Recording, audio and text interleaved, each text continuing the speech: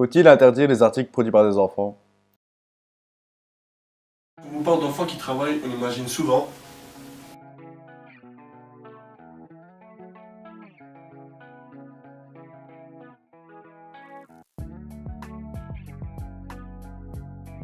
En réalité, c'est beaucoup plus que ça.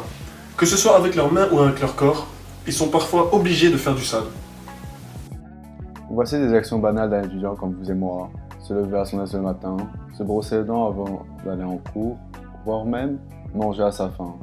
Et tout ceci n'est même pas possible dans certaines parties du monde. En voici des exemples.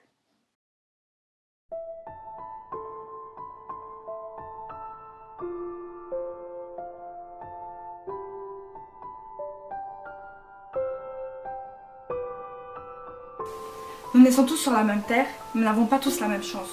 Si je ne peux pas choisir, qui le fera pour moi? Pour bien comprendre la suite de la vidéo, je vais tout d'abord vous parler du déontologisme et du conséquentialisme. Le déontologisme est la théorie ethnique qui affirme que chaque action humaine doit être jugée selon sa conformité à certains devoirs. Et le conséquentialisme, comme son nom l'indique, est que chaque action doit être jugée par rapport à ses conséquences.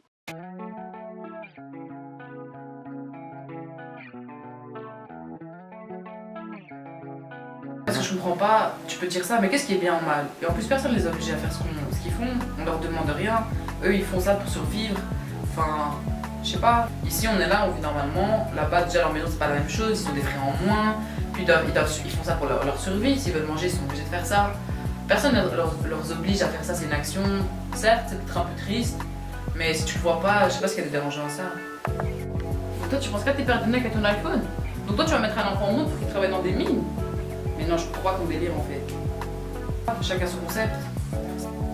Attends.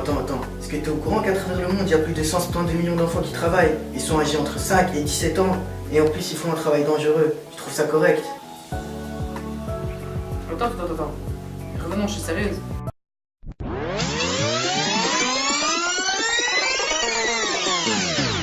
Comment ne pas se soucier des conditions quand on parle d'abus sexuels, d'enfants qui sont dans des usines pendant des heures et qu'il n'y a aucun responsable pour s'occuper d'eux?